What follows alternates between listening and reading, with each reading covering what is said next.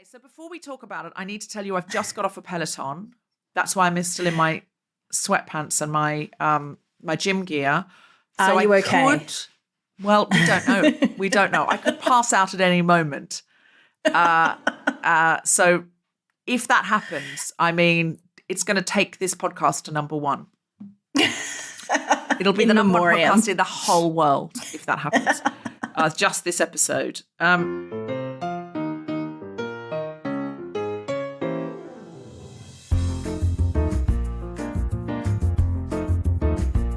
The Spontaneity Shop presents The Guilty Feminist Watchers, and just like that, the Sex and the City Rehill, with me, Deborah Frances-White, and my very special guest, Natalie Bochenski. Episode 6, Divali. So, Nat. Hello. You are very well known in Australia for your incredible recaps, engagement, analysis of Game of Thrones. You had a podcast, you had a column, you were on TV talking about Game of Thrones because it was such a phenomenon.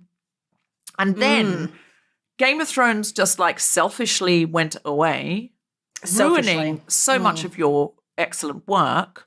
Yes, and I didn't really have a good second plan in place when it stopped. No, you do so many brilliant things. You're also a brilliant performer, producer, writer, all of those things, and podcaster. Oh, thank you. But the reason I'm focusing on your Game of Thrones work is because you are I'm sort of intimidated to be in your presence here, because talking about a TV show and making it entertaining and deconstructing it in such an intelligent, engaging way was your thing. You've become so successful doing that. Can I ask, what's your history with Sex and the City? Deb, it is I've been listening to some of your previous podcasts, and I'm trying to work out how to answer this in a way that doesn't sound too trite or too over the top. But it's an incredibly important show to me and remains. And I often find myself getting on my high horse when I feel it's a very popular whipping boy, maybe. I know there's so many things about, obviously, portrayal of sex and relationships, but for me it was the friendships of that show that's so formative to me and so aspirational. Yeah. And I know that a lot of people wanted the shoes or the lifestyle. And look, there was a certain amount of desire. I began my career as a journalist. So, you know, the idea that Carrie was living life as a writer in New York. So you're a Carrie, that's clear. You're definitely not a Charlotte. I feel like maybe in this series and just like that, maybe I'm a bit more of a Charlotte in terms of the world is moving really fast and I don't know what's happening now. I feel like I share that a bit with Charlotte. But in terms of aspirations for like marriage and babies and, you know, that's, you know, like, let's make this look like the picture book. That's never been your... Oh, no, that has never been. I'm a complete disappointment on that front. But no, not disappointment. Like, you know, like that's sort of the other three are like, oh, we don't know if we want all that. So I think you're a Carrie. Am I right? I guess I would be closest to Carrie in the sense of, you know, big curly thick hair. Certainly can't walk in heels at all. Very clumsy, so couldn't ever do the heel thing. But, you know, maybe in terms of I also don't have a storied dating history like any of them. That's what I sort of don't share. But for me, as I said, it was the friendships, the fact that there were 4 women who could talk to each other about anything. To me, that was so revelatory and quite shocking because I always found it difficult to make female friends. I was one of those girls at school who was a bit like, well, you know, I just get on better with the guys. And, of course, now I look back and want to slap myself. But I really found it difficult to, weirdly enough, not be envious of other women. I never seemed to be envious of men, but other women always made me feel envious. Like they're prettier than me, they're smarter than me, they've got better jobs, they've got more money, they've got, you know, better performer, better skills, and men never factored in that. So the concept of having women who I just loved and wanted to hang out with and didn't, you know, feel jealous of like these women did, to me that was a great comfort that one day I might achieve that. Well, I think the world teaches women to be pitted against each other. I think if you've got those instincts bubbling up inside of you, and some of our listeners may feel a sort of a recognition of that, I think it's because we're taught you're competing with other women. You're not competing with men because you're not going to get any of their slots. There's going to be one spot on this bill for a woman. And maybe that's where that impetus is coming from. You've certainly been a great friend to me, so I don't recognise this feeling. I think we've had so many deep and meaningful conversations when I've come to Australia, especially we often go on a road trip together, and we've had so many deep and meaningful conversations about relationships and career and all the things that they talk about on Sex and the City. So I feel like we have achieved that. Well, I do too. And that's what I would say is like my friendship with you was one of the first friendships because we've been friends for, I don't know, I don't want to say how many years, but no need to dwell on the length of time. You know, no, not at all. But it's one of those things that I think being friends with you and some of my other friends that I've become, you know, has really taught me how that is possible and achievable. And I'm so grateful now that I kind of have a great pack of female friends who I feel I can be a little bit more intimate with. But because I'm a bit prudish, that's where I sort of align with Charlotte. I'm a little bit sort of prudish. That's the you know, bit it's Charlotte always in you. Yeah, that's why I always find it very difficult. So I think one of the things I loved about the show as well is that they were so open and they were so funny. And as someone who was drawn to comedy, just the snapping dialogue, the fact that these were women being funny, saying funny things and laughing at each other, and they were the stars. They weren't just there supporting and laughing at a man. That delighted me and still does. So let's talk about this episode. Now, you're the recap queen.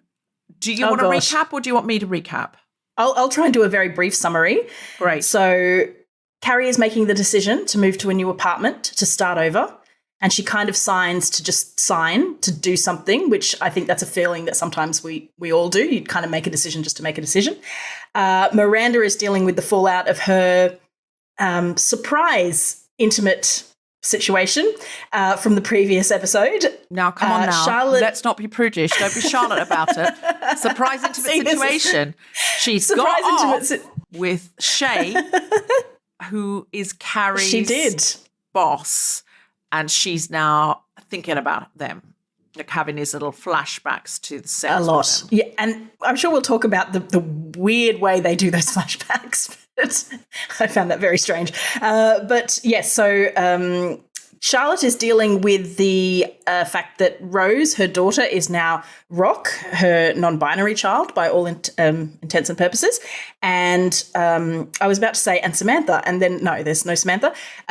We see Miranda's lecturer, Professor Wallace, dealing with her ongoing IVF issues. And we see the celebration of Divali, which, of course, for Seema, Carrie's real estate agent, is a family tradition which gets to show how she is, you know, not following her family's plans for her life. Great. That was so a rough much summary snappier than what I would have done. I'm loving that. You can come on every week and do that because it's so snappy. So let's get down to it. So the opening scene, Carrie's in the most beautiful but very modern apartment that really, more than windows, it has kind of glass walls out onto the Hudson. And she's really not sure it's her, and it doesn't look like her. It's just this big open white space with glass, you know, coming through. I mean, we'd all love to be walking around an apartment like that going, oh, I could just buy it because I've got the cash, but is it really me? But I loved that opening scene because there were some funny lines with Anthony, and it really brought some of the comedy back to me. He started talking about hooking up and being very graphic. Out with the mold, in with the new. In the new. And he talked about his own sex life and how he was really getting someone out there called him again. daddy. She was like, oh, come on. Like, stop telling me this stuff. And he's like, no, I'm going to talk about it. Buckle up, princess, he says. And it really reminded me of the old Sex and the City. So I loved that. It's interesting the way he's had to kind of come in and be Anthony and Stanford as well. He's had to be Anthony and because Stanford, Stanthony. He's had to be Stanthony. Oh. Because he never hung out with Carrie. He was Charlotte's best friend. So, or, you know, best gay friend, I suppose. And he and Stanford were traditionally through the series enemies until they hooked up at the end of the first movie, I think. And then they got married in the second. And But I guess the sad passing of Willie Garson meant that they had to change things out because I could, you know, maybe they had to write on the go and rewrite. And as you were saying, I think in your last podcast about how Stanford sort of left with a hurried note, that really doesn't sound like something they would do had Willie Garson, you know, not been very, very sick. Well, do you know what? I listened to the And Just Like That Writers' Room podcast. And because one of our lovely listeners wrote in and said, you might want to listen to it because I know you were upset that he broke up with her on a Post-it, which is my analysis of what Willie Garson's character Stanford did. And I was like, he would never do that. No, and that's my favourite episode too of Sex and the City. Oh, the Scissors, Paper, Rock. The Post-it always rings twice, I think. Yes, that's right. I think that's the name of it. And she puts the Post-it note over the engagement ring and says, paper covers rock. Paper covers rock. Great line. So I said that, and one of our listeners reached out and said, you might want to listen to this. And it was the Writers' Room podcast where they said they had written this really beautiful scene when they realized that Willie was not going to be able to go on. And it was a goodbye between him and Carrie, where he was saying, look, my career hasn't panned out the way I wanted it to, and my marriage isn't working out. I think I need to go to Tokyo and take a chance. And she said to him, go, Stanley, go and see the geishas for me. I'm not sure that's the most culturally sensitive way of saying have a nice time in Japan. But anyway, it sounded like this really heartbreaking scene, which would have been so hard for Sarah Jessica to do because that's her years-long friend. And she would be really saying goodbye to him. And he phoned up and said, I'm so sorry. I'm just not well enough. I just physically can't do it. And I would love to do this. And so he said we did something that would allow Carrie to skate over it. As she said, it's one of the only times I didn't want to go all in. So I thought, well, okay, like it's all very well for me to go, why didn't they do this? But I'm not there. I haven't had those relationships over those years. And that's, of course, that's what I mean. Like you could see them having to adjust and work out how do we go from here and be sensitive to the actors as well as the characters. Yes, absolutely.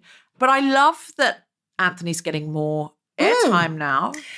He was always a favourite of mine because he was so direct is one way of putting it, blunt, and he was kind of a male Samantha in many ways. He just said what he wanted to say. And he does that in this episode, I think, on a couple of occasions. He absolutely does. So I really enjoyed the comedy of that scene. We see Miranda having these flashbacks to the time that she hooked up with Shay in Carrie's flat. Now, you said you found those shot oddly. Could you expand on that? Well, they had done the deed, as it were, in Carrie's very nice, but I guess quite plain kitchen. So when it came time for her to fantasize about them, it was like they reenacted those moments and those, the breath of smoke, the kissing, the words like, can I touch you? And they did it in like a white room in a white background. So it kind of looked like, I don't know, I remember seeing, I think, French and Saunders sketches from the 90s that were sort of, they'd do in a white room. Or it's like that bit in Harry Potter where Harry like dies and he's killed by Voldemort and then he finds himself in like a white room. Right. So you felt that white room was like this otherworldly soundstage or something like that. Yeah. And so I sort of thought that to keep in, because they've been going for a more, and this is a weird thing to say when it comes to Sex and the City, and just like that, I should say, but a more realistic tone. I said that in air quotes. But all of a sudden they had these sort of like rock and roll music video clip, white room style. Oh, remember? And I guess, look, I'm not in Miranda's head. Maybe that's how she pictures her sexual exploits. The reason I quite liked it is because I don't really want to be back in Carrie's kitchen where I knew Carrie was peeing into a Snapple bottle. So that's a really good point. The reason they lifted it out, I think she's had to, because she didn't want to remember the surroundings because they caused trouble, because then she had a huge fight with Carrie about it and it turned into sadness. So I think she's lifted it out and elevated onto a white soundstage to kind of go, let's pretend it wasn't in my friend's kitchen while she was peeing into a bottle and watching me. Yeah, and I wonder why she didn't kind of maybe situate it in the bar after the comedy show when she kind of first did that whole shotgunning thing, which I've never heard before. The slightly grungy surrounds, maybe a bit more sexy bar. Oh, I see. You wanted lighting. It to be a dark room rather than a bright room. bit more sort of like, hey, this is dangerous and exciting and new, as opposed to Hollywood. Like, I don't know. There was something. It felt there was something. Beauty School Dropout staged. Yes, Beauty School Dropout. Thank you. I see. That's what I was thinking of. I absolutely see. Because I thought it was a bit unexpected. So I quite enjoyed it.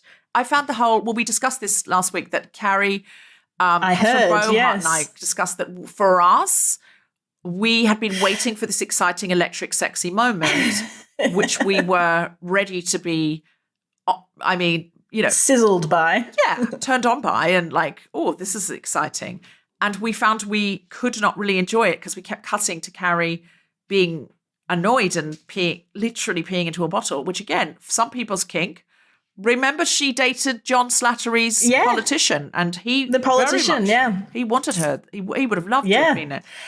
I was just very admiring of Carrie's ability to aim because it just made me think about if I was in that situation, I don't know that I know a Snapple bottle top is wider than, say, your Coke bottle kind of thing, but I mean, it's still a very small area to Well, she did aim. get it all over the sheet, so I think it wasn't as successful as all that. It was the best she could do. I thought that was because she got bumped and she spilled it. Oh, was that it? Okay. Yeah. All right, we'll have to rewatch that. Or not. To be fair. What What did you think of the picnic in the park where they were sitting at the table and they had this discussion where Miranda shared with Charlotte that this had happened and she found Charlotte judgy and then tried to storm off, but her leg had gone to sleep, which I think, again, is another evocation of age. It's like, well, when they were young, they were always storming off, but now actually she kind of can't get up. I feel like they're playing that card a lot that, I mean, they're so old. And I'm like, guys, they're in their 50s. They're not 85. Like, I'm like, really, people can stand and walk in their 50s. I guess there's a kind of comedy moment there of trying to storm off with a dead leg. I kind of do get that. But I also feel like, I wonder if that is an aged comment. I wonder if it was a simple logistical thing because I don't know if you noticed that Carrie was still in heels. She was in that gorgeous red suit, but she was still wearing heels for a picnic in the park because she's Carrie Bradshaw. Sure. I just think maybe if she tried to run after Miranda, her heels, the spikes would have sunk into the grass. And, you trip up if that happens. That's why I don't wear heels. They needed to give Miranda a slowdown. I see. That's right. See. Miranda's check costume there, that she had a check top, check skirt. It was like a clashing. Yeah. And clashing. And then it clashed with the check tablecloth, the picnic tablecloth. And it evoked for me the dirndl, which is famously the most controversial costume in the history of Sex and the City. They went for a picnic in the park. When in their 30s, they all sat on the grass on a picnic rug because in those days they could get down and up. Now they can barely walk away from a table. But those checks evoked that country cottage dirndl to me, where Carrie she was just like Heidi. Is that the one where Miranda's wearing a hat over her hoodie? Yes, and Carrie's in pigtails.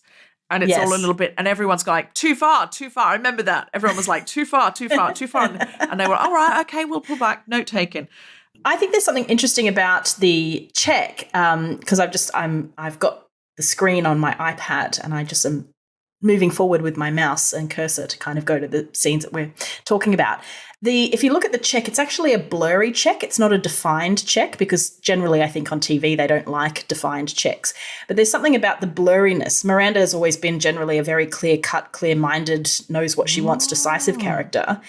And this whole season, I think, has been about her. She's left her job as a corporate lawyer. She's trying to get a degree in human rights or a master's in human rights. She's a bit ambivalent about her marriage. She's finding her teenage son hard to deal with. So maybe there's something about this, not only a clashing of checks, but this sort of distorting of what were once clear lines into blurry patterns. That's very interesting. I joined an Instagram Live last night with the official costume designers of Just Like That, Molly Rogers and Danny Santiago. And I asked a question and said, are there hidden clues in the costumes? So if Carrie's pulling an old dress out of the wardrobe from an old show or wearing a belt or a bag from one of our classic episodes, are we meant to read anything into that? And they said, no, there are no hidden clues. We don't have time for that.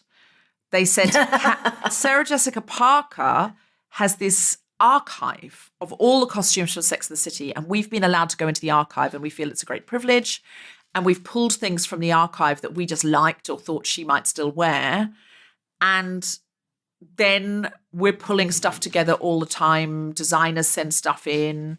like they said that fabulous Missoni dress that she wore at the end of Tragically Hip, where she'd managed to get back into heels again after 3 months of physio. And she's standing there in this iconic Missoni dress. And even people who don't know a lot about fashion, only know a little bit about fashion, know that's Missoni because of the stripes. So sparkly stripes. And she was wearing these Christian Louboutin heels. And they said, that's actually a cardigan. And they sent us that and said, we've designed this as a bespoke piece just for Carrie. And they just, of their own back, just sent it in. And it was a cardigan with like palazzo pants or like pajama pants. So it was a 2-piece. And they said we couldn't really find anywhere for it. And then we thought, what if we do a split up the side and wear the cardigan like a dress? And we just, the sparkle on it was just fantastic. Wow.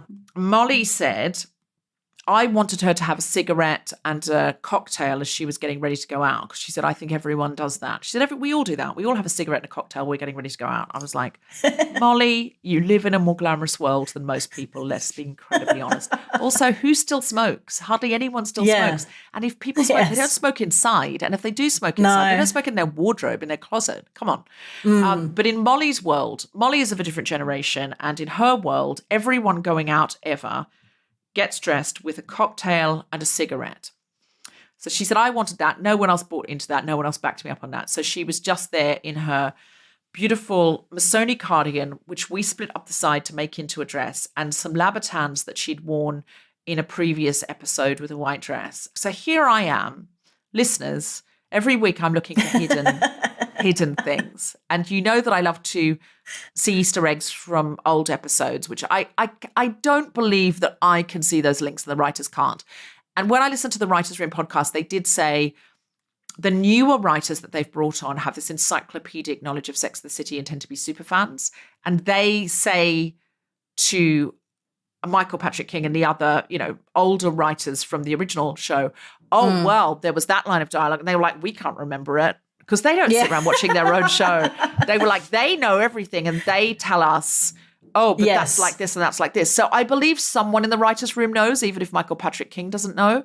That's right, yeah. But hidden clues in the costumes, because I was like, well, clearly she's looking at that dress and that evokes that moment. No, that's not true. I was putting my own spin on that fashion choice. I love it, Nat, and I love it. And that may be true. Maybe they're like, how is she feeling and what should she be wearing? But the impression that I got was we have to work very fast. We've got a bunch of things from different designers and a bunch of costumes and a bunch of old things, vintage things, new things. And they said you can't make anyone wear anything either. They said, like, people don't want to wear stuff and then we can't make them. And oh, wow. I suppose they're... If Cynthia Nixon says, I don't want to wear this weird clashing check pattern thing, what are you going to do? Go, oh, well, did you read the Pandora Sykes article about that? I did not. So the original Sex and the City costume designer was a very famous... Field. Yes, a very famous designer called Patricia Field. Although it does say online that Danny Santiago also styled for some of the original Sex and the City. But Patricia Field was doing Emily in Paris and didn't have time to do it. So didn't come back. But she just gave this interview to Pandora Sykes of the Times. And she said, oh, yeah, I know what they're going through. She said, Sarah Jessica Parker thinks she knows everything and does know everything about fashion. Cynthia Nixon thinks she knows everything and doesn't. And it's a real struggle. And I was like, oh, my God, that was so. She said, so I know what they're going through. Wow. Wow. I wonder if she got a text from Cynthia Nixon going, do you know, can you just not say that to the papers? But Spill we the tea. Loved that bit of like, their tension there. But I'm sure on every show like that, there must be much like, I'm not going to feel comfortable now. I don't think my character would wear that. And it's just, if it's true though, if she has to sail down the street feeling like $1 million and like this big corporate lawyer or whatever it is, and she's not feeling it in that outfit, I absolutely get as an actor why you'd go, can I try something more like this? It's just interesting that there's, I guess I come from the world of theatre where you're sort of like, wear this. And you're like, okay, then. Oh, yeah. The idea of the luxury of being able to import and, No, we've all spent the budget in theatre. It's like, this is what you're wearing. I was like, oh, I'm sure if you're a big star, you do get that. But authorial intent isn't everything, Nat.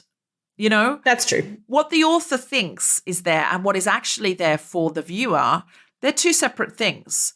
And like we can see things in Shakespeare that Shakespeare clearly didn't write because the times have changed. So what we bring to Shakespeare is as important as what Shakespeare brings to us. And of course, when I think of Shakespeare, I also think of, and just like that, modern Shakespeare. I was about to say, there it is. You've got As You Like It and Just Like That. And Divali. So your reading of The Blurry Checks, it's not a very clear line chess book for Miranda anymore, I think is absolutely right. And I love what you bring as a viewer. And who knows, Miranda, maybe Cynthia Nixon did say, I'm feeling like she's a little mixed up. So I'd love to see that in the costume. Well, she directed this episode too, so yes, maybe she had a bit more input. The decisions. So That's a great I don't point. know. Yeah, that's a great point. It was, and so she must have been responsible for something to do with the leg being asleep. I assume. I don't know. Certainly, how it was shot. How to stage that. I thought it was a lovely moment, though, of Miranda having those strong emotions and not knowing how to deal with them, and Charlotte having strong emotions. And, Charlotte's and Miranda have often clashed because Miranda's been so logical and Charlotte's been more emotional. We even saw earlier in the series Carrie not wanting Charlotte to come over to the apartment because Charlotte's so easily emotional.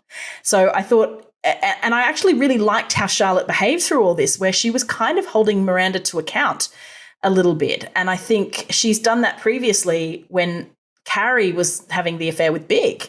It was Charlotte who said, how would you feel if it was me, if you someone was having an affair with my husband? So, Charlotte's quite good at providing, as prudy as she is, having, I guess, a very clear moral compass. So she was, trying to support. And as she then said, she apologized and said, I'm trying to understand, which obviously is her journey this season. So I thought it was a really nice moment that they had that argument. And again, there was some nice, fun moments of comedy with Carrie going, if only this was real wine. Yes, they're now drinking non-alcoholic wine to support Miranda. Yes. I actually really enjoyed parts of this scene because the perspective that you get when something seismic happens. When Charlotte says to Carrie, why are you pretending this, why are you acting like this isn't something, this is something? And she says, no, Big dying was something. And it's like, this is a thing that happens and, Miranda will figure it out. Yes. Which I thought was great. Those moments of clarity, and you do get that after somebody dies. If somebody close to you dies, for a long time, you have a greater perspective. And she also channels and uses that when Miranda storms off. When she says, look, I've lost Samantha. I'm not losing another one of the group. And then she says, and she doesn't say I've lost Stamford, but that's hanging there as well. I think it's too sad to say that maybe because we know Willie died. But then she says, people are here they're gone. For a moment, then they're gone. And I think that's talking about both fictional Big and real Willie Garson. And they're here and then they're gone. And I think life is not short. Necessarily. People say life is short. It's not. It actually goes on for a bit for most people. It's like could be cut down. Needs an edit. I'm just saying some bits of it drag, but it's the life is the Zack Snyder cut. It's overly long. It's Lord of the Rings sometimes. It's like, is this still going on? You think there's an ending? No, there's another ending. It's a lot of endings, But life is flammable. It's gone in a set. When it's gone, it just goes. Yeah. It's just like, what happened? Like, how can you be here 1 minute and not any of us can be gone in a flash? And that's what happened to Big. Now, I've been off the Peloton now for quite some time, so I'm feeling more relaxed. You're looking robust. You're looking healthy. You're looking fit. So I think it's been a good day for the Peloton. It's been a good day for the Peloton. Well done, Peloton. Their stock is going back up. Well, I imagine they presumably have how many days since a death? They have a ticker on their website. Now, here's what's interesting about that scene. I think there's something hidden in that scene. There's something promised in that scene. Charlotte says to Miranda, you are not progressive enough for this. And that's what makes Miranda storm off. Now, The reason I think that's interesting is because it's just been hinted, we've vaguely heard that Shay is polyamorous. Now, what Charlotte is referring to is that Shay's non-binary, they're queer, they're in a very different world from Miranda. But I think the thing that's going to arrest Miranda when she enters into something more akin to a relationship with Shay is that Shay is polyamorous, and Miranda's going to start to feel insecure about that. That is my guess. And it's going to come back to her, I am not progressive enough for this relationship. It makes sense because everything about Shay, to me, indicates someone who dates who they want, when they want, and is fine with it. And that's kind of their philosophy going through life. Whereas we know Miranda, Steve had, a one-night stand with someone. They hadn't had sex in a long time. He immediately came to her and apologized and said it didn't mean anything and I needed to tell you. And she reacted so extremely to that in my mind. That's where I'm interested in seeing how that develops out with Steve, because is Steve going to get his own back? Is Steve going to go, oh my God, you gave me so much grief for that. You tortured me and punished me for so long. And now you've done it? That doesn't seem like Steve. I think Steve will probably be really understanding. I think he'll be a bit confused. But if they haven't been having sex, as was indicated in an earlier episode, then clearly he's can't be totally ignorant of but I don't know, maybe he is. Maybe that's what happens in middle-aged marriages where some people just feel comfortable and happy and don't realise that the other person is not. We will find out, but it's pretty clear that she's going to leave Steve and hook up with Shay, and it will be very interesting to see how Miranda deals with being in a relationship with someone who is polyamorous. I think that's the promise there. Can we talk about the scene with Jonathan Groff? You'll be back. King George in Hamilton, famously. Yes, and in Mindhunter. As the plastic surgeon, I know him from Looking as well. Anthony begs Carrie to go with him so he doesn't go too far and have too much done. But Stanford had booked in a consultation for joint facelifts, his facelifts. Lol. Which I don't know that Stanford would do that. Stanford's never traded on his looks. Stanford's always been about the personality and the kind of he's always been like, I'm quirky looking and bald and not in that, he's not playing in that end of the swimming pool with the kind of very, very glamorous, ripped gay man. Yeah, and Anthony was always I'm into my looks, and what was it he said? I've got a good hair and a high tight ass. Yes, that's right. I can do a lot better. But anyway, Stanford's booked this. Anthony's going. Carrie agrees to go with him. And Carrie is wearing, can I just linger on a point of costumery here? The most glorious. I've looked online. I don't know where she got it from. It's going to be out of my league anyway, but I just wanted to have a look.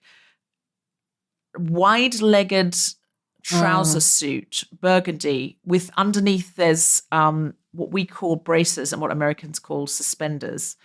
It's just so divine. It's one of the great Sex and the City costumes in my mind. Yeah, and she was wearing it later in the picnic scene as well, which I'm so glad it got a second outing, because so often these outfits are in one split-second scene and then you don't see them again. It was gorgeous, and I totally, knowing your fashion sense, it's so up your alley. The really structure, is. The clean lines, just it's so strong but also incredibly feminine and graceful, if that's a word that could be used to apply. Designers see it and are influenced by it and start making accessible versions of it. If you are Bianca Spender and listening to this podcast, why wouldn't she be? Yeah, Australian designer, glorious. If you could make something like that for me, obviously sell it to other people as well. But it's the shoulder pads as well. It's this lovely, and it's high-waisted, long. It reminds me very much of something from the late 80s or early 90s. It's kind of a modern take on that boxy 80s, long jacket. Yeah. The working girl look. But it's so now, it's so fresh and yet hints at, and the colour is so, it's like this rusty burgundy red, Oh, brown. it's just stunning. Also, the outfit she was wearing in the opening scene as well. Can I just while we're on fashion, she was wearing like jodhpurs, Yes. satin shirt and jacket, and the colours and the textures and the shape. Oh, I just wanted to lick her. I know, but it was a little bit Penelope Keith into The Man of Born. I don't know why I got that vibe, but just, a bit Harris Tweed. Totally. Yeah. Really, really preppy, but just an elegant original take on that, a spin on that. Loved it. So back to the plastic surgery. Yes. That was a really interesting moment where she was shown this is what you could have. And when Dr. Jonathan Groff showed her on the screen, he basically took the years off her on the screen. Yeah. And then we heard, as we landed back on her 35-year-old face, we heard the final 3 notes of the original Sex and the City theme tune. And she said, I remember her. Yeah. And I was like, oh my God, this is the thing about, faces age and they change. And you at some point start to look less like yourself. And of course, you're not looking less like yourself. You're just looking like your new self at a different age. But also I thought, if that technology was available where they really could make you look like that again, those actresses would have that. I thought this isn't right because I mean, it's not like they've never had these conversations and discussions before. Yeah, of course. The technology is not available because you can see when actresses have had work and none of them look like they did at 35. They don't, And so I was looking at it going, they can't really make you look like that. That's not true. You're going to look odd. You're going to look done. To me, the photo that they used was the photo from her column back in the original series. That she's where she's tilting her head forward and looking almost up at the camera. I don't know if it is, but to me, that's the photo that it looked like. They kind of went back to her column profile pic, if that makes sense. It was a sweet moment, but I'm really glad that they included that scene and talked about it. And, I don't, it's one of those things as I get older, which is something that's continuing to happen despite all of my best efforts. I really judge less and less on any. I don't think I was ever hugely judgy on women having work done, but I'm so much less. It's such a harsh world for everyone because of appearances. Well, what does Jonathan Groff say? That he says that Mother Nature and Instagram are less kind to women. I've been doing this thing on my own personal Instagram where for the last year or so, I've been trying to up my exercise routine, like I'm a dancer, but I'm just trying to exercise more. And every time I would look on Instagram for people exercising, you always get these very manicured pictures of beautiful women in wonderful sunlight and they're in their exercise gear and they just look like active, but clean and fresh. And every time I exercise, I look like I'm about to die, like big on that Peloton. And so I started posting selfies after every workout and my skin goes red and blotchy and sweaty and my hair is frizzy. And I've been trying to sort of post pictures of myself like that to go, oh, this is what I look like now. My skin looks bad. My hair looks bad. But this is what I actually look like working out. But I don't think it's bad. It's just like you look like you're energized and you look like you're exercising. And it's a truthful depiction of that. Look, maybe there are some women out there who are so wonderful they can exercise and just look super fresh, but I don't. And so I just started doing that, I think, to try and accept me more as going, this is what it's going to be like. It's great for other people too to go, oh, it's okay if I go to the gym and I'm sweating. That's kind of the point of the gym. Yeah. So I think it was good that they discussed, cosmetic surgery and those options because it is something that all of them would have. And I heard so many people, I've seen people on Facebook after the first episode say things like, oh, I couldn't watch, their faces are so different.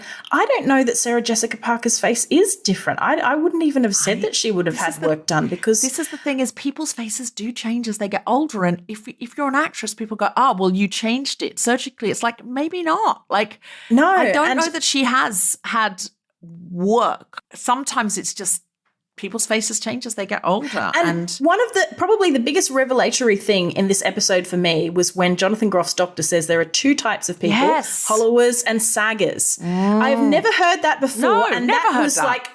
That was like a light bulb went off over my head because I just went, oh my God, I'm a sagger. Sarah Jessica Parker is a hollower, and I can see it. She has a long face. Yeah. She has a high forehead. She has a very, very strong chin. Of course she's going to lose when you lose that youthful plumpness. Of course it's going to mean her face gets hollowed out in the chin. And also because she carries, I would imagine, very little body fat. There's nothing really to sag. She's so tiny, It's all looking hollow. I'm much more likely, because I have got, meat on my face, it's much more likely to drop. You have, cheekbones out. I do have good bone structure, which so far is, I think, holding up. And you do too. I liked that the doctor said, we could do this and it'd be like the last 15 years and never happened. And at the end of the episode, she says, and just like that, I realized I've loved the last 15 years. And so not only does she decide she doesn't want to live in this big modern flat with lots of things beeping that she doesn't understand, and she doesn't want to live in this big light, white, open, sunny space. She wants to live where she's comfortable, which is her old original apartment. And she was thinking, I can't be the person that's lived in the same place for so long or whatever. She's like, well, I've loved it. She's like, why can't I? I love my face telling the story of the last 15 years. I like this apartment. There's nothing wrong with it. I like it. Why do I have to start somewhere new? And she also embraces, she listens to one of Big's records. And when she walks out of the apartment at the end of the episode, she's wearing a red dress with one of Big's jackets over the top. And she's going, I can embrace the last 15 years. Yeah.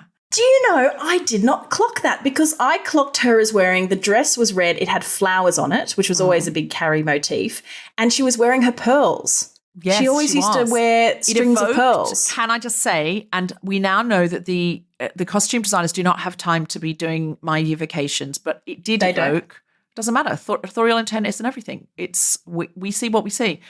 It evoked the dress that she wore in Paris. When she's walking down the street trying to be Parisian, and she wears a red dress with a black jacket over the top. That's one of my favorite looks. It absolutely evoked that. It's when the kid knocks, she's trying to have a lovely Parisian time, and the kid punches her on the head, and she steps in. She's wearing the pink gloves, and she's wearing a red dress and a black jacket over the top, and it's exactly that outfit. And do you know what she was doing then? She was waiting for Big to come and get her. And so we see her walking out the door in the same outfit, but with one of Big's jackets, and she's evoking, that's part of this story of the last 15 years.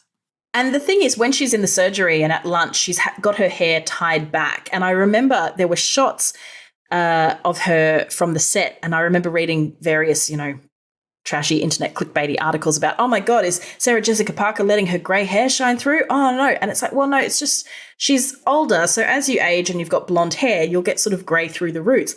But she had her hair pulled back very severely in that scene. But when she kind of rediscovers herself and comes down the stairs, she's got her hair fully out, fully carified, the big curls, the pearls, the flowers.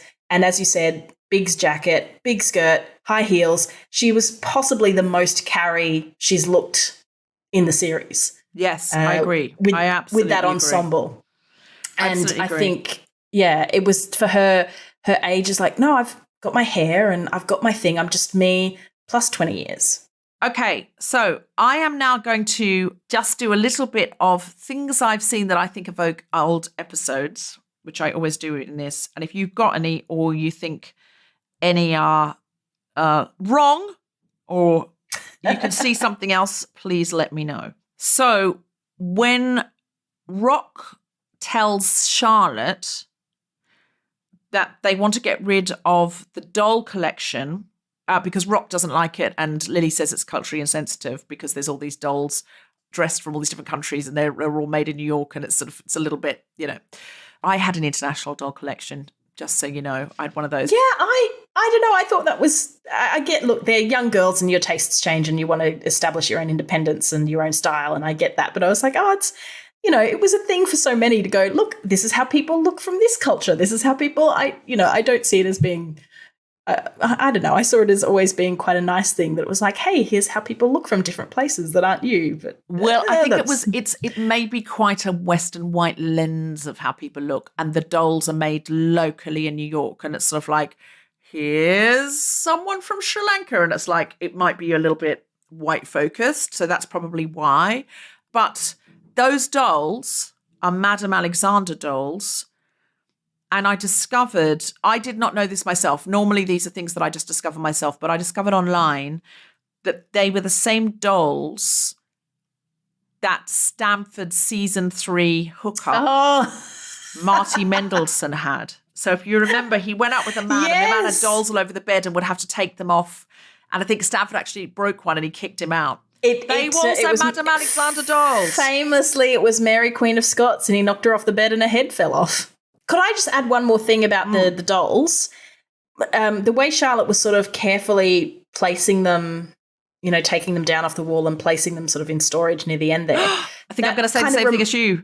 Reminded you of, let's say it at the same time, the Christmas decorations. Yeah. I thought the same thing. Yes. So when she was, converting to Judaism, and part of that was having a final Christmas and that sort of sense of like ritual and things are changing, but I'm going to make new memories. So that was maybe an illusion there. And she's putting the Christmas decoration. It's not Christmas, but she has one last tree, and she's saying, this is a blue Christmas decoration. The blue ones are very rare, and it was my grandmother's. And Harry's saying, you can have a tree. A lot of Jewish people have a tree. And she says, no, it wouldn't be right, because she needs to move forward and really embrace Judaism and, again, create new memories. And part of that for her is, no, I don't want to have a Christmas tree anymore. So that's exactly what I thought. I thought, oh, my God, we've seen her do this before. So I'm so happy that we're syncing. You said that. We're all synced up. So synced up. The lying to Seema's parents about this guy that she saying Dennis, this guy that she's saying she's seeing, reminded me of Hot Child in the City, lying to Mrs. Adams about the marijuana. It's that kind of faking it for the parents thing. Yeah, I love that episode. There was a sense of that. And Seema gives her like a friendship bracelet, which is significant of power in or knowing your own strength in Indian culture at the end of the episode. And we see this friendship bracelet put onto her wrist. And then the next thing we see is her putting her carry necklace on, which we haven't seen in And Just Like That. Now that, for sure, is about her finding herself, because in Paris, she loses her carry necklace.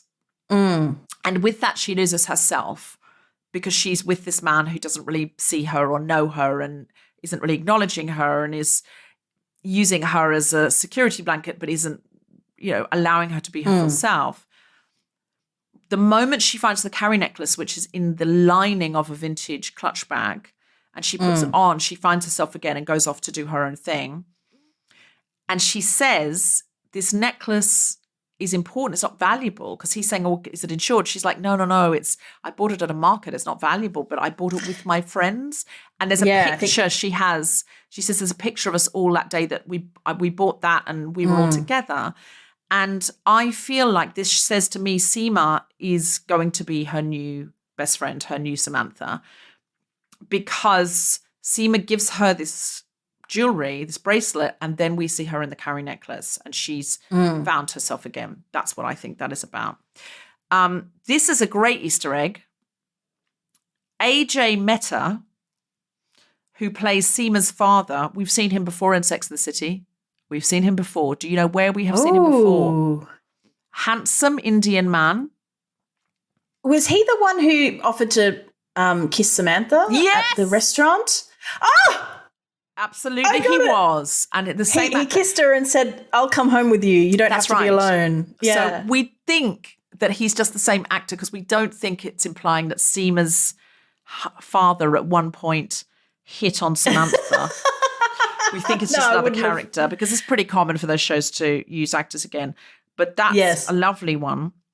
Okay, this is, I'm sure, an evocation. I mean, it 100% is. Miranda is masturbating with a vibrator. her teenage son comes and knocks on the door, she, surprisingly to me, honestly, doesn't quickly turn the vibrator off and go, and then go back to it. She keeps the vibrator on and she's trying to keep him at bay. And he's like, okay, I'm going to go and see my girlfriend. She's like, okay, don't stay out too late. You've got maths tutor in the morning. But she's still using the vibrator. Do you know what that evokes? Okay, so there's the scene where she was having sex with a guy who liked like being caught. Yes. And then his parents walked in. Oh, no. And they're still... Sorry. So there's a scene where she's having sex with a man who doesn't know she has a baby. And she says, oh, no, it'll all be fine. Oh, yes. It'll all be fine. And Brady starts crying in the middle of the sex. And what does she shout out? Mummy's coming. Mummy's coming, Brady. Mummy's coming. That evokes Mummy's coming. I'm sorry. Brady has been here before, waiting on his mother while she orgasms. That his first time at the rodeo 100% is evoking that. I love playing this game with you because you've got such an encyclopedic knowledge. Oh, gosh. I should probably watch other TV shows. Just Game of Thrones and Sex and the City. They're very similar. It's very similar. So many similar themes between Game of Thrones and... Yeah, so many similar themes. Another, I think, Easter egg is in the, and this is a costume Easter egg. So listen, they may tell me it's not true, but when Carrie is at home in her own kitchen in the new place, she's wearing essentially the naked dress that she wore on her first date with Big, where they couldn't keep their hands off each other and they never made it to dinner and they just had sex straight away. And it's the same dress that she wears on the side of the bus. And it was kind of a Carrie moment again because it was see-through. You could see right through it. It was the same color as her skin. And it actually had like a little mark on it from where she'd been cooking or something like that. That's what I thought. And I was just like, oh, she doesn't really wear these looks out anymore. She's much more mature and sophisticated in what she wears out and less showing a little skin. But at home, she's still Carrie. She's still trying to be Carrie in the Carrie dress. You know, that's who she really is. And she's trying to make herself at home. And that's why she's wearing that dress. And it doesn't work because the apartment's not right for her. Can I bring something up with that? You mentioned it just before, cooking. Carrie was preparing food. Yes, can you recall first time we've a ever seen her time do that. her ever prepare food before? She takes out of the storage, she takes a hat, a lamp, and then she says, we can't just go with these two things. And then she gets a frying pan. And I was like, we've literally never seen her cook. This is a new And then side she Carrie. didn't use the frying pan. She was just making a sandwich or maybe something, fixing something, and she was putting salt on it. But I did a double take and thought, when has Carrie ever prepared? We've seen Never her eating her a lot, prepare food. but never seen her prepare food. Once, fondue. And I think she prepares it for the Big. Russian? And then he says, can we go out now? Or was it Big? No, Maybe it's Big. it was Big. Yeah, that's right. She tries to make it's coffee for the Russian. Russian cooks in her flat, but there's not enough stuff there. And I think there's a mouse in there and stuff. He kills a mouse with it. Maybe that's the frying pan Easter egg. Maybe that's the frying pan he used to kill the mouse. The frying pan. Poor mouse. Yeah, he does. Smashes it. Nat, anything more from you? I loved her Divali outfit. And I'm sure there are loads of people with opinions on how that fits in and you know, the use of that traditional clothing in and just like that. Well, it was Sex written by an Asian writer, this episode. By a South Asian writer. So I'm going to be very interested to see what the Writers Room podcast says about it, because I've learnt a lot about some of the previous episodes, which I'm going to talk about on another episode with Naomi from Everyday Racism. But what did you think of the fashion side of it? I really liked it. There's sort of moments when Carrie has worn big skirts. And this essentially was a big skirt, you know, a big skirted outfit. So one of the times she wore it was when she went on a date with the Russian, who then took her promptly back inside cooked for her. And she was wearing a great big white fluffy skirt. Right. Then there was the time in the second movie. I think we saw that same skirt when she went off to when she stayed just one night in her apartment. Yes, that's. I think they referred to that. There was also in the second movie where she's in the middle of Abu Dhabi in the souks, which for me was the funniest thing about that film, is how she's in the souks wearing heels and this giant skirt when she meets Aiden. And I've not been to Abu Dhabi, but I've been to the souks in Morocco, and by goodness, it was not really a place where a giant puffy skirt was practical. But then the other thing was her wedding dress, her Vivienne Westwood wedding dress from the first film. And she has that great big skirt. And so it was just interesting seeing her silhouette in the great big skirt again. And I wondered if there was an allegory to her wedding dress, because Divali is, as they say, a celebration of light over darkness. And I've been to a number of Diwali celebrations here in Brisbane over the years, and it's always a very joyous occasion, and it's lovely seeing all the traditional wear and outfits and things like that. But I wondered if there was something in that for her, looking light over the darkness and having this beautiful dress to almost, and the fact that she had such an elaborate hairdo reminded me of her hair from the wedding with the bird. Although how she manages to do that elaborate multi-braided with roses by herself in her flat, I don't know. But she may have had someone come to do it, because Sarah Jessica Parker said about Sex and the City that she said she always wanted to look like they could have done their hair themselves unless they were going out to a big event. And she said then you would go for a blow dry, you get a hairdresser to do it. And she said so she said, like, if they're at a red carpet thing or a really glamorous event, she's like, it's fine for them to look like a hairdresser's done their hair, because you would go and have a hairdresser do your hair. So I think we're meant to think she's had a hairdresser do that. There's no way she's done that on her own. It's just beautiful. It's like it's in the same way that her Vivienne Westwood dress was kind of wearable art. I feel like her sari that she wears and her hair doing this is art. It's kind of that high art form of the fashion of the show. And I thought it was gorgeous. And I thought that Seema's sari had a touch of Western about it, because she's got this lovely mix of fashion styles. She's got these very, she loves this sort of reds and leopard print, and she has this very... That would make sense, because the whole storyline is really about how her parents are looking for her to uphold traditional customs, and she's like, well, I'm not really that person. So, I'm trying to give you a little bit of what you want, but not... so she had a beautiful sari on, but I think she had a very more Western belt, if I'm remembering correctly.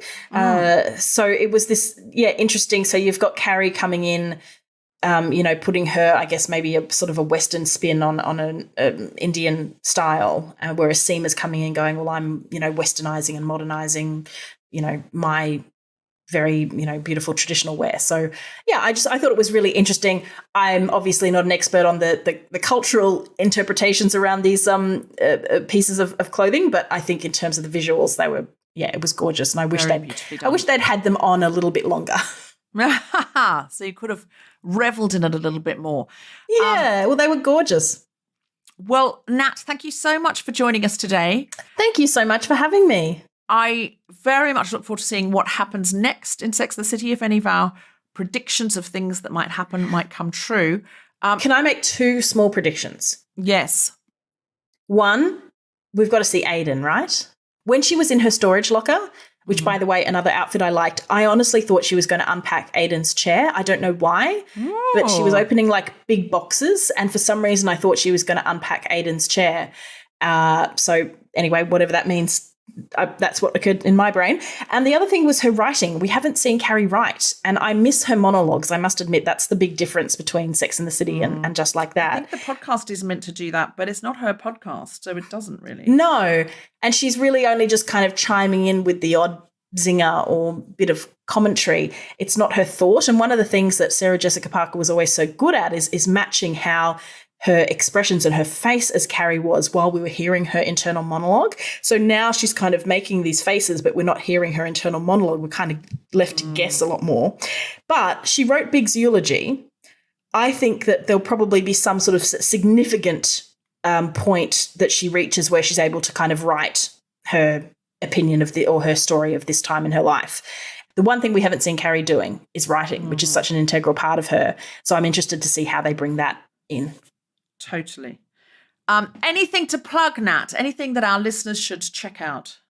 Well, thank you. If you do enjoy pop culture podcasts, I do a podcast called Raven On. It was originally a Game of Thrones podcast, but we now do, having finished Game of Thrones, we do Doctor Who, we've been doing Marvel TV shows. We did a great big recap of the James Bond series in 2020, and we're currently doing Batman movies. And we will be doing, when it comes out this year, House of the Dragon, the Game of Thrones prequel series, which I'm so excited about. So yes, you can just look up Raven On or follow me on Twitter at GirlClumsy, and you'll find it that way. At Girl Clumsy. Check it out.